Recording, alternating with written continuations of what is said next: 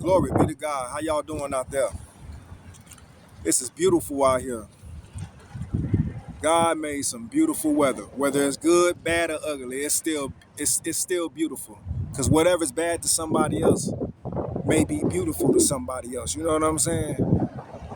It's just it's preference, and everybody has a preference. You know what I'm saying? Everybody has a preference. But more or less, the reason why I got on here was because I want to break down something. Colossians 3:23. Basically, whatever it is that you do unto the Lord. You know what I'm saying?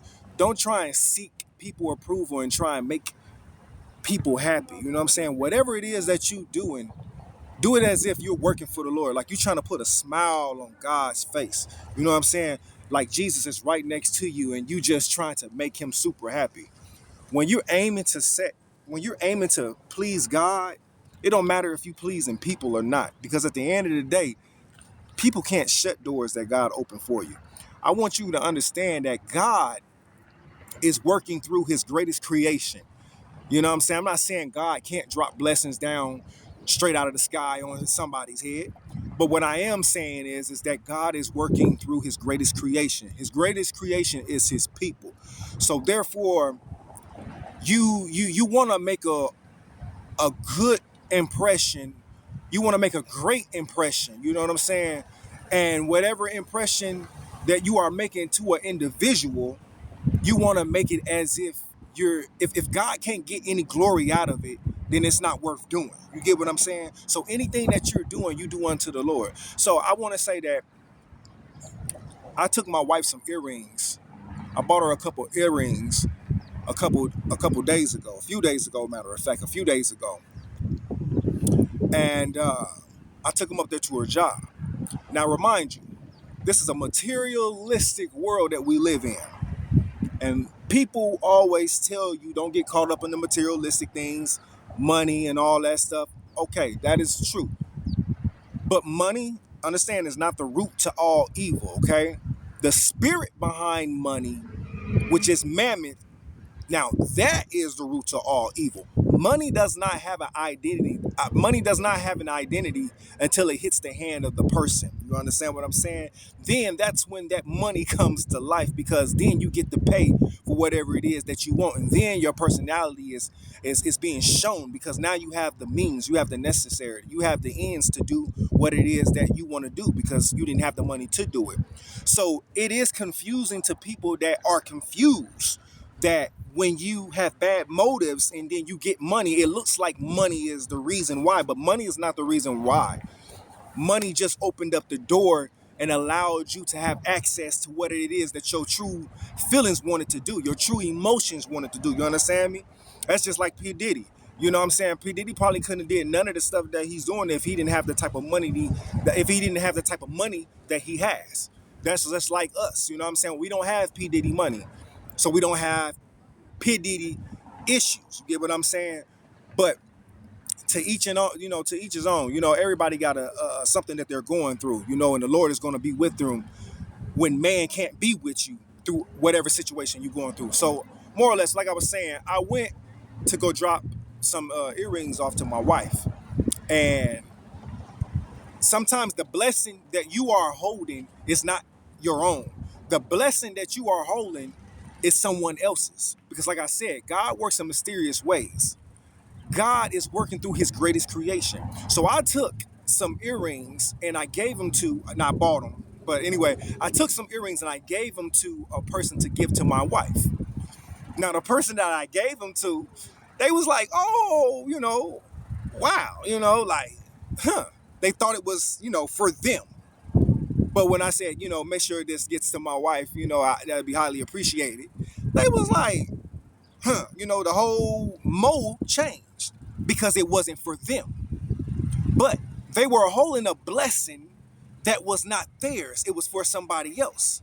So when someone has a nasty attitude, don't you know God can still give them your blessing? Because when they have a nasty attitude, there's nothing more worse than someone giving you something and they don't want to give it to you, but they feel compelled to give it to you. But behind that, they also see how a person goes out of their way and they see how special another person is.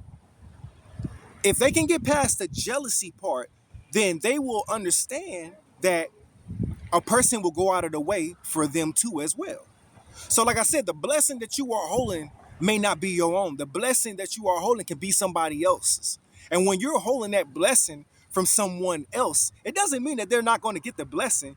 It's just mean you're holding up your own blessing because somebody else is holding your blessing. Do you understand what I'm saying? That's why you should be a cheerful giver.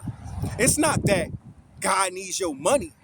No, it's the fact that you trust so much that God is going to take care of all your needs no matter whatever it is. You go ahead and give your money. That's what your tithing is for in the New Testament. It's pretty much that you're already trusting, believing that God is already taking care of what he's going to take care of. You need to be thankful that God, if God wasn't going to do anything else today for you, he has done enough. He has given you the best gift that man could ever have. That is his own son. You understand what I'm saying? I mean, like, God is so amazing that he cut his own personal feelings off and gave his son. It's like God being a mom and he went through an abortion for all mankind, just for a few can live, because not all of them is going to accept the gift that he has given. You understand what I'm saying? Like, it's also, if you want to look at it, like he gave his son to be slaughtered, so that way we can have a gift that keeps on giving. Like, how loving is that? I couldn't do that for nobody. I couldn't give my kid up for somebody else. That's the beauty of what God has done. Like, he did the undoable, what people can't do. Now, you understand what I'm saying? But what we can do is put our personal emotions, to the side and allow the love of God to show and reflect through us, even if we having a pissy day. Put our personal emotions to the side and still be an open ear and an open heart, and be sympathetic to what somebody else is going through, and let the Lord work through you. You get what I'm saying? Just like the lady did who gave the earrings to my wife. She didn't have to. That's not her job. But she did do it. So moral of the story is, like I'm trying to tell you, whatever it is that you do, make sure you do unto the Lord. If God can't get no glory out of it, it ain't worth doing. You understand what I'm saying?